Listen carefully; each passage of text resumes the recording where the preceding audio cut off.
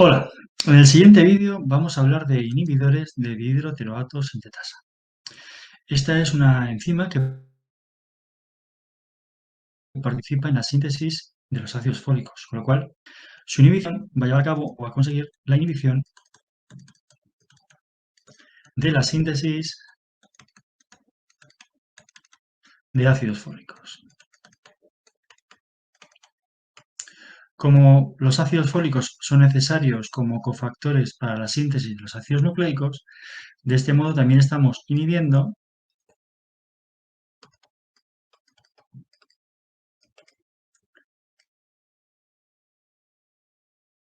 la síntesis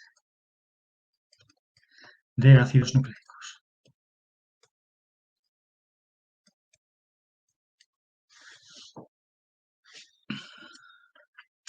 ¿Qué reacción cataliza esta enzima? Pues mirad, esta enzima cataliza la transformación de un precursor que utilizan bacterias y protozoos para la síntesis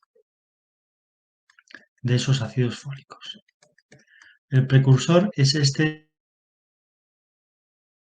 derivado de pteridina. ¿Vale? Eso es una pteridina o un derivado de pteridina. Pteridina sería el heterociclo, que es el precursor que emplea, ya digo, bacterias y protozoos. Vamos a poner dihidroteroato sintetasa y aquí que son esa enzima bacteriana.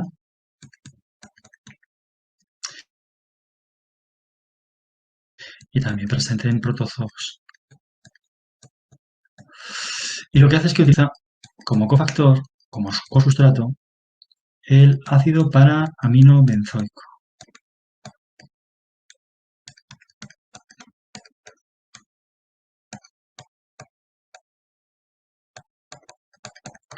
Más conocido como PABA. ¿Qué es lo que hace este? Pues catalizado por la enzima, cataliza la liberación del pirofosfato para formar esto de aquí,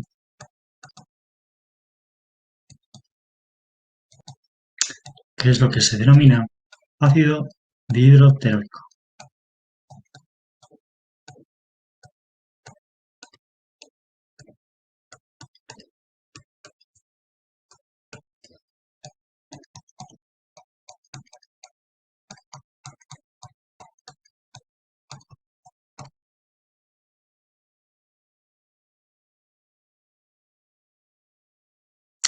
Ácido dihidroteroico.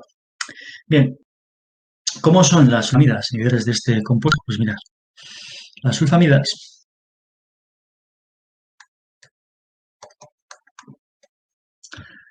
tienen esta estructura.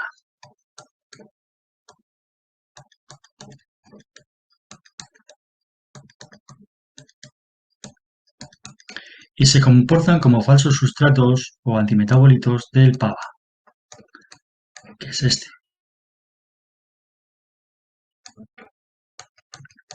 El ácido para-aminobenzoico. ¿Cuál es una de las características más importantes de este PABA? Pues su acidez, ¿no? Se ioniza fácilmente y eso le va a permitir establecer un enlace iónico con un resto de arginina del centro activo de la enzima. O sea que este grupo es muy importante porque va a ser responsable de la formación de un enlace iónico con un resto de arginina en el centro activo de la enzima. Con lo cual, que es muy importante en una sulfamida ser capaz de imitar ese enlace iónico. ¿Cómo lo hace? Gracias a que el grupo sulfonamida se comporta como un isóstero de ácido, ya que ese hidrógeno se puede perder fácilmente, ya que la carga negativa puede deslocalizarse fácilmente a través de varias formas resonantes. Tendríamos una primera forma resonante hacia un oxígeno y una forma resonante más a través del otro oxígeno, que no son iguales, son equivalentes. Estas tres formas resonantes, sin contar con el sustituyente R, son las que hacen que se comporte como estoy diciendo, como un grupo isóstero o bioisóstero, por criterios no clásicos.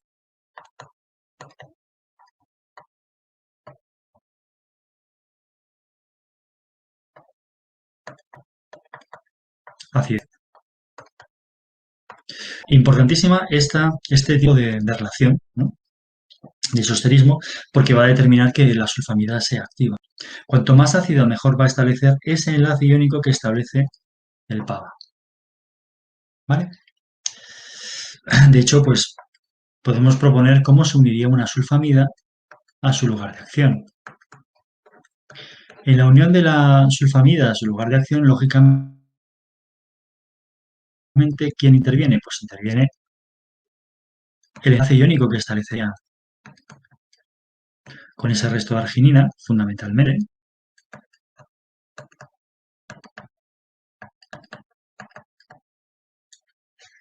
Y un enlace hidrógeno que podemos establecer con un OH de serina en el centro activo de la enzima. Asimismo, la parte aromática puede ser responsable de interacciones hidrofóbicas. Y del mismo modo, pues podría aparecer algún tipo de enlace de hidrógeno suplementario o complementario que reforzaría este tipo de unión. ¿Vale? Ese sería el modelo de interacción o modelo de unión de la sulfamida al centro activo.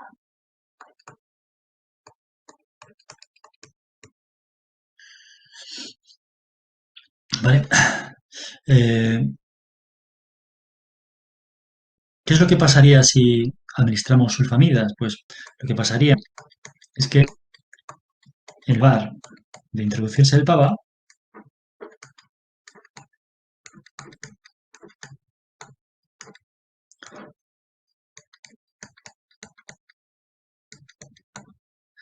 entraría nuestra sulfamida.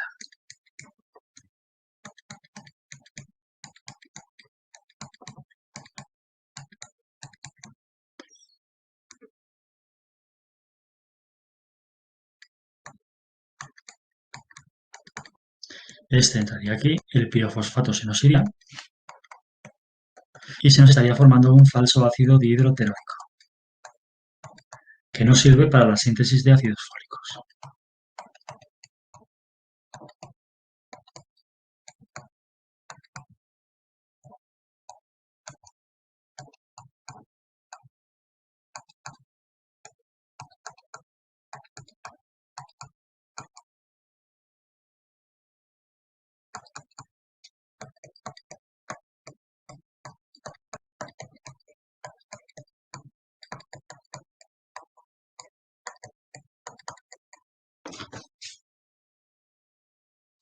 Aunque estamos viendo que se forma un enlace covalente, la inhibición es una inhibición reversible, ya que no formamos un enlace covalente entre el fármaco y la enzima.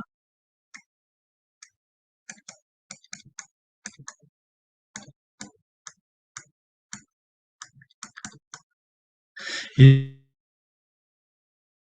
dentro de la inhibición enzimática, pues hay dos tipos así también principales en cuanto a la zona de unión. Los que compiten con el sustrato y los que no compiten con el sustrato porque se unen a otra zona. Los que compiten con el sustrato los llamamos competitivos. Y los que no compiten con el sustrato y se unen a una zona los llamamos inhibidores alostéricos. Pero en este caso es competitivo. ¿Qué es necesario en una sulfamida para que sea activa?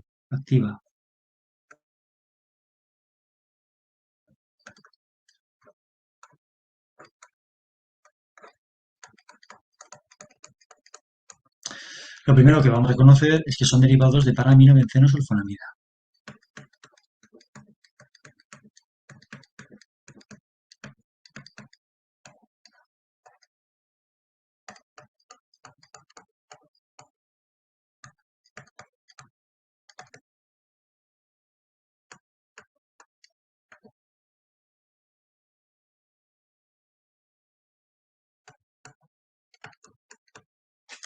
Esta parte de aquí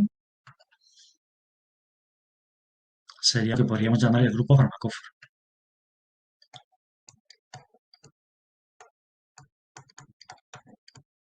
es decir, el mínimo indispensable para tener este tipo de actividad. ¿Qué más tenemos? Pues tenemos aquí que este sustituyente que vamos a encontrar sobre el nitrógeno de la sulfonamida suele ser un heterociclo aceptor de electrones. Son aceptores de electrones y suelen ser heterocilos. Normalmente, si son derivados hexagonales, tipo piridina, pirimidina, son más lipófilos.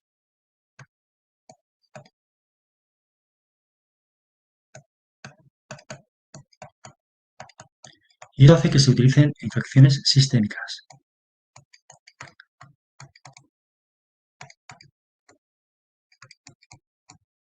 Si son pentagonales,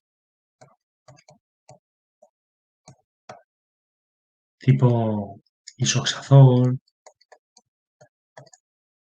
tiazol, entonces son más polares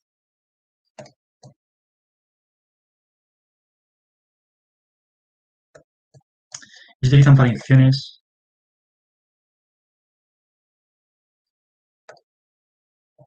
renales. ¿Vale? Eso es lo que podemos decir del sustituyente sobre nitrógeno, que tiene que ser un aceptor de electrones y que normalmente es un heterociclo, que si es hexagonal, tipo piridina, primidina, suelen ser más lipófilos y eso hace que se absorban con más facilidad y lleguen más fácilmente a todo nuestro organismo y por eso se utilizan para infecciones sistémicas. Si son pentagolares suelen ser más polares, con lo cual se eliminan con más facilidad y llegan antes, por lo tanto, al riñón, por lo que se utilizan fundamentalmente para infecciones renales. El hidrógeno tiene que estar libre. Si está ocupado, sería un profármaco.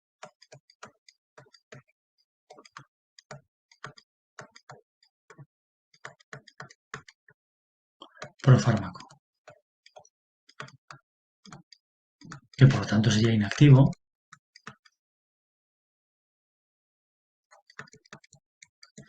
y tendría que activarse a través de algún proceso hidrolítico, espontáneo o como sea. Ya veremos algún caso. En cuanto a la sustitución sobre el benceno, no admite más, ¿vale? O sea, estas posiciones también deberían estar libres, ¿vale? Y no podemos decir mucho más en cuanto a sus relaciones de ultraactividad. Sí podríamos comentar el detalle de que a veces al nitrógeno de la amida se le llama N1, al nitrógeno de la amina se le llama N4. Motivo, la eliminación de ese compuesto sería así, 1, 2, 3, 4, ya que la amina estaría en la posición 4 y la sulfonamida en la posición 1, ya que la amida es la función principal. ¿Vale? Entonces, a veces hablan sobre el radical del nitrógeno de la sulfonamida como N1, ¿vale? Haciendo referencia a esa numeración. ¿De acuerdo? Muy bien. Pues, ¿qué más podemos hablar? Pues podemos hablar de la relación que hay entre la acidez y la actividad. Y para eso tenemos que recordar que, claro, hay un equilibrio entre la forma no ionizada y la forma ionizada. La forma no ionizada es apolar y por lo tanto es la que atraviesa membranas, se absorbe. La forma ionizada es polar, luego no se absorbe.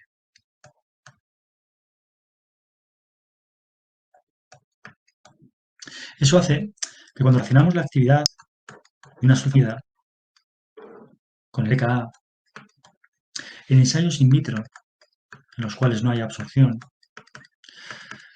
tengamos una dependencia lineal de este modo. De tal manera que cuanto más bajo es el pKa,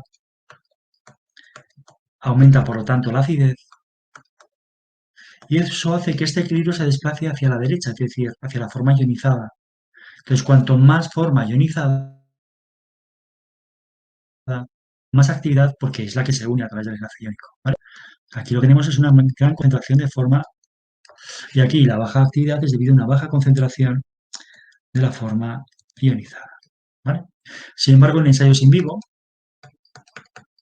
tenemos una dependencia parabólica entre el logaritmo de 1 partido por c y el pK. De tal modo que a pH intermedios es cuando nos encontramos, perdón, a pKs intermedios es cuando nos encontramos la máxima actividad. Si consideramos que el pH 7 es el pH fisiológico, pues lógicamente la sulfonamida que tuviera el pK igual al pH sería la más activa, porque es la que tendría la misma concentración de forma ionizada y no ionizada. Suficiente forma no ionizada para atravesar membrana, suficiente forma ionizada para unirse a la diana. ¿Vale? En este caso, la baja actividad que presenta esta zona es debido a que la forma ionizada aumenta. ¿Y eso qué hace? Impide su absorción, porque la forma ionizada no se absorbe. La baja actividad que presenta este lado es debido a la baja concentración de la forma activa, que es la ionizada. A pKs entre 6 y 8 aproximadamente tendríamos la máxima actividad. ¿Qué más podemos decir? ¿Qué toxicidad pueden presentar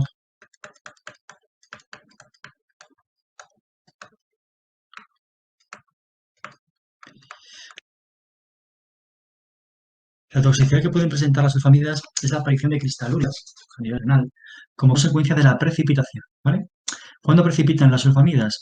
Precipitan como consecuencia de una reacción de fase 2, que es una acetilación. Acordaros que las aminas aromáticas sufren esa fase 2 que busca una inactivación o una más difícil toxicidad que puedan presentar a través de las oxidaciones en el nitrógeno. Pues bien, esto lo que hace es que aumenta la lipofilia. Y eso puede terminar precipitación a nivel renal. Esta reacción la lleva a cabo una acetiltransferasa utilizando el acetilcoenzima como cofactor. Y bueno, esto es muy problemático a lo mejor en sulfamidas menos ácidas. En las más ácidas siguen siendo suficientemente ionizables, con lo cual se solubilizan con más facilidad. Las menos ácidas tienen más problemas con este aumento de lipofilia. ¿Qué más podríamos contar? Casi ya lo penúltimo que podríamos contar es, como ya hemos visto, cómo actúan las sulfamidas en función del radical que tenemos, ese heterociclo que hemos colocado. También podemos hablar de cómo podemos conseguir que las sulfamidas tengan acción intestinal.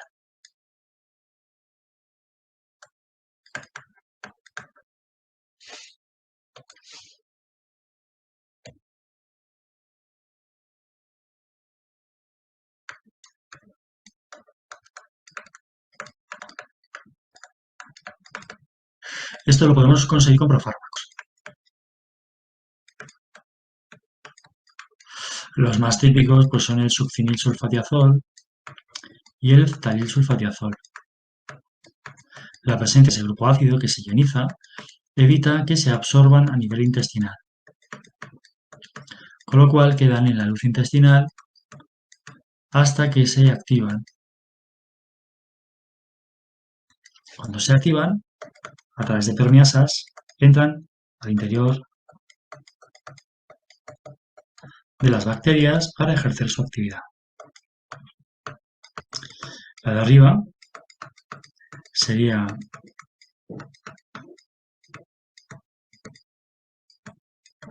el succinilsulfadiazol.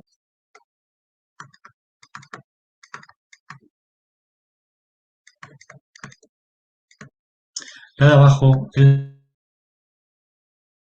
ftalilsulfadiazol.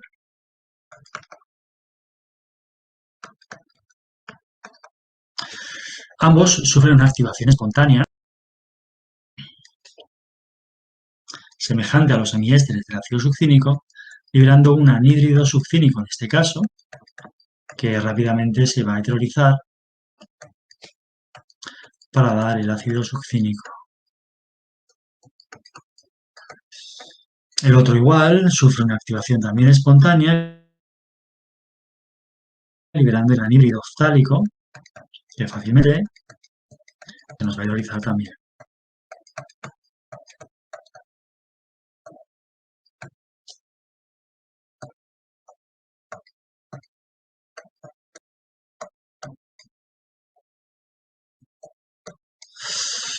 Y de ese modo nos daría la estructura activa, que sería esta.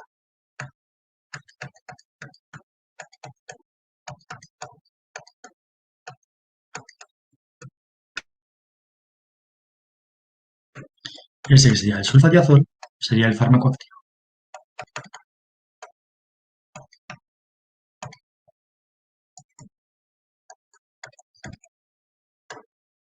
¿De acuerdo? Y ya por último, ¿qué podemos hablar de estos inhibidores de la dihidroteroato sintasa? Pues vamos a hablar de unos inhibidores que tienen estructura de sulfonas. Sulfonas como inhibidores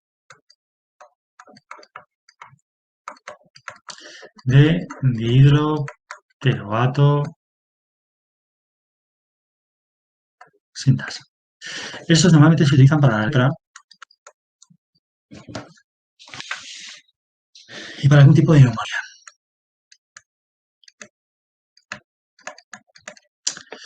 El más representativo puede ser la dapsona. Es muy interesante desde el punto de vista químico porque está relacionado con las sulfamidas. Y si no, mirar cómo está relacionado por efecto de vinilogía. Fijaros este movimiento electrónico que se puede llevar a cabo también en una sulfamida. Al mantener ese efecto electrónico podemos considerar que la dapsona sería un vinílogo de una sulfamida. Vamos a representar aquí una sulfamida para que veáis que esa relación existe y se mantiene.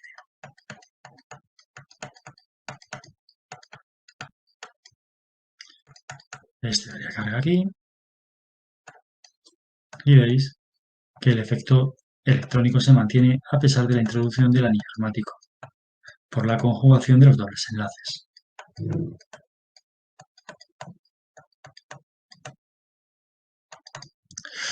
Estos compuestos, pues igualmente son capaces de unirse al centro activo de